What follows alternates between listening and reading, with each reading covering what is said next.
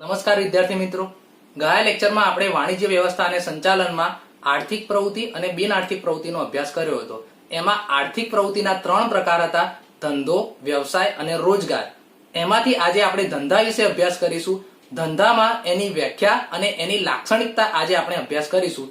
લાક્ષણિકતા એટલે કોઈ પણ પદાર્થની લાક્ષણિકતાનો મતલબ એવો થાય કે એમાં એવા કયા ગુણ છે જે બાકીના બધા કરતા અલગ તરી આવતા હોય, એના લક્ષણો કયા, એનો આજે આપણે અભ્યાસ કરીશું. આર્થિક પ્રવૃત્તિના પ્રકાર 3 છે: ધંધો, વ્યવસાય અને રોજગાર. એમાંથી ધંધો એટલે શું એની વ્યાખ્યા આપણે સમજીએ તો ધંધો, ધારો કે આપણે કોઈ પણ ધંધો શરૂ કરીએ, ગમે તે XYZ ધંધો શરૂ કરીએ, તો એ ધંધો શેના માટે શરૂ કરીએ? સૌથી પહેલા આપણે એ વિચારો કે ધંધો એના માટે શરૂ કરીએ કે જેથી આપણને નફો મળે. તો ધંધો એટલે નફાના હેતુથી. એનો હેતુ કયો છે? નફો મેળવવાનો. તમે કોઈ પણ ધંધો, આપણે એમ કહીએ છીએ ને કે ખોટનો ધંધો કર્યો, તો એનો મતલબ એને નફો થયો નથી એમ. તો ધંધો એટલે એનો હેતુ શું છે?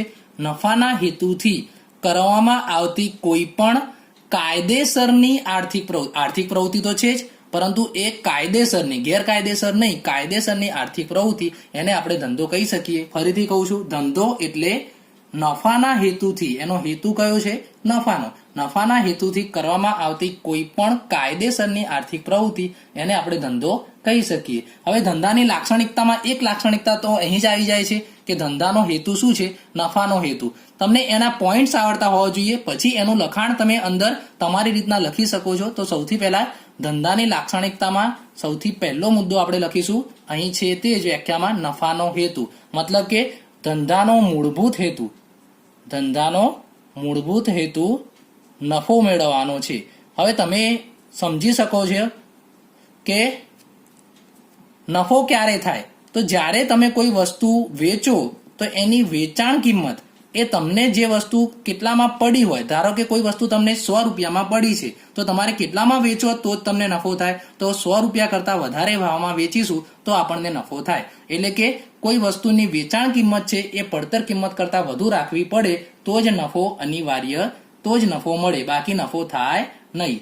અને કોઈ પણ ધંધો કેટલો સારો છે કે કેટલો ખોટો, તમે કઈ રીતના કહી શકો કે ફલાણી કંપની સારી ચાલે છે, ફલાણી કંપની એટલી બધી સારી નથી ચાલતી? તો એનો નફો વધારે હોય તો એ ધંધો સારો ચાલે છે એમ કહી શકાય. એટલે કે એ ધંધાની કાર્યક્ષમતા વધુ છે એમ કહી શકાય. મતલબ કે ધંધાની કાર્યક્ષમતાને નફાના આધારે, ધંધાની કાર્યક્ષમતા શેના આધારે જોવામાં આવે છે? તેના નફાના આધારે.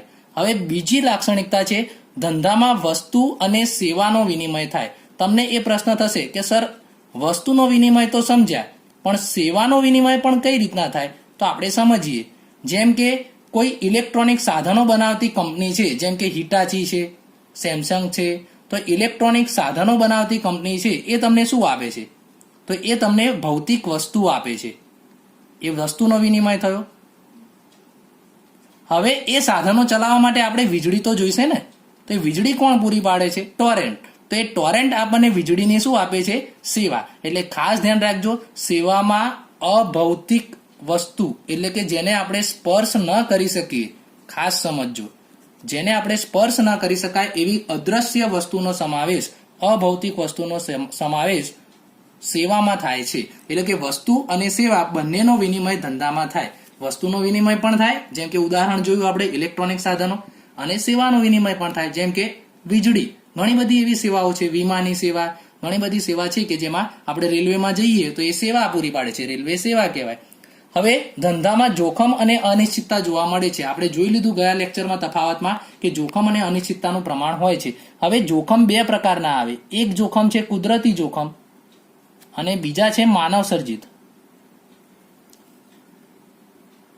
કુદરતી જોખમ કયા હોઈ શકે? તો કુદરતી જોખમનું સૌથી સારું ઉદાહરણ અત્યારે હાલ જે ચાલી રહ્યું છે, કોરોના, એ કહી શકાય. આપણે લખવાનું નથી, પરંતુ એ વસ્તુ સમજી શકાય કે કુદરતી જોખમ કહી શકાય. કુદરતી જોખમમાં ધરતીકંપ લઈ શકીએ, વાવાઝોડું લઈ શકીએ, સુનામી લઈ શકીએ. તો આ બધા કુદરતી જોખમ છે. ધરતીકંપ, વાવાઝોડું, સુનામી, કોરોના જોઈએ તો એ બધા કુદરતી જોખમ છે, માનવ સર્જિત નથી. જ્યારે માનવ સર્જિત જોખમમાં શું આવશે? તો કર્મચારીઓ જે ધંધો ચલાવતા હોય એના કર્મચારી એટલે કે એના નોકરિયાતો એ કોઈ વખત હડતાળ પાડે છે.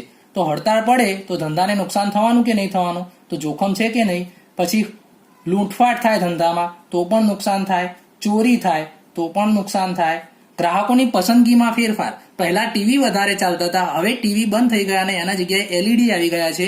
તો ટીવી ની જે કંપનીઓ હતી એ જોખમમાં મુકાઈ ગઈ કે નહીં? તો આ રીતના લોકોની પસંદગીમાં ફેરફાર થાય, લોકોની જીવનશૈલી બદલાય, લોકોની રુચિ બદલાય, ટેકનોલોજીમાં ફેરફાર થાય. નવી ટેકનોલોજી આવે તો પણ જૂની ટેકનોલોજી છે એના ઉપર જોખમ રહેલું હોય છે. આમ ધંધામાં જોખમ અને અનિશ્ચિતતા જોવા મળે છે. તુષ્ટિગુણનું સર્જન. તુષ્ટિગુણ એટલે સિમ્પલ ભાષામાં સમજવું હોય તો સંતોષ.